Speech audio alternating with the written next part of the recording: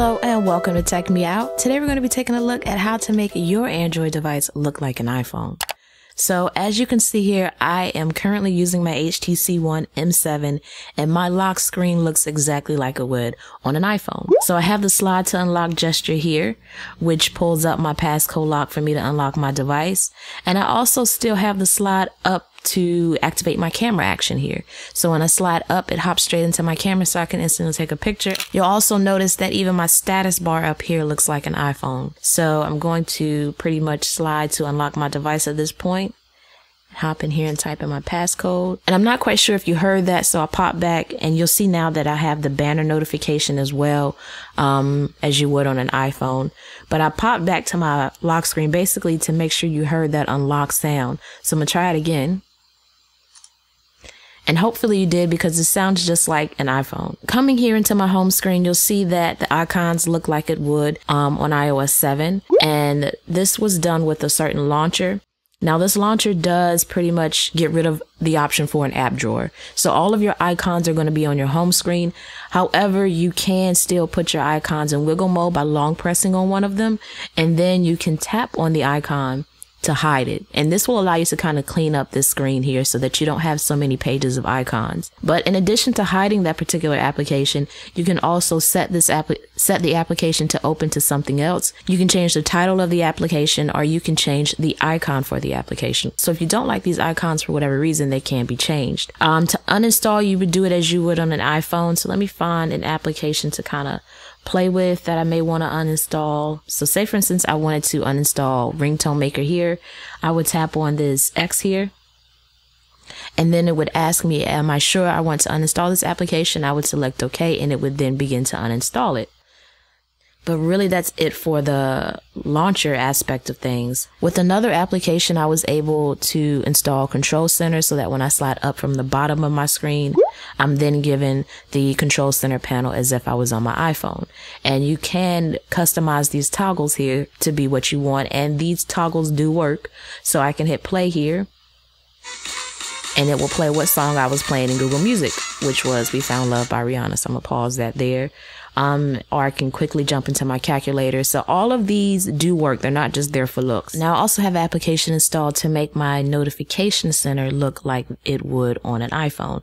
So as you can see here, you have the Today tab, looks just like it would on an iPhone, as well as the All tab here looks just like it would on an iPhone. So in addition to all of that, I also have an iOS 7 keyboard here so that it matches the theme a little bit more.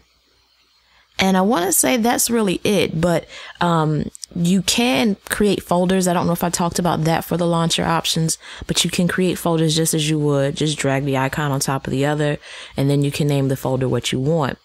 But I'm not going to do that right now. Now, how I got my phone to look like this, it wasn't as hard as it may look. It was basically done with a couple of applications. I put them all in this folder here. I'm not going to go through all the settings of them, but if it is something you want me to do, please drop it down below in the comments so that I can work on that video.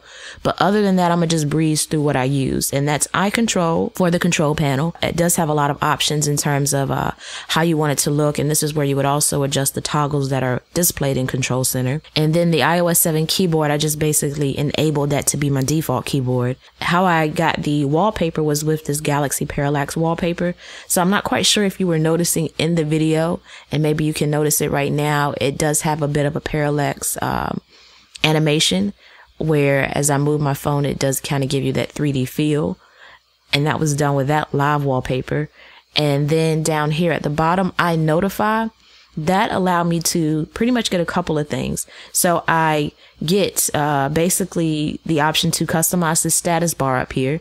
And I changed the carrier's name to Tech Me Out by selecting customize carrier's name and just pretty much typing it in. And I want to say it's either with this or with my launcher that I used as to how I got the banner notification as if I was on an iPhone as well. Or one of the last things is iOS 7 Parallax HD.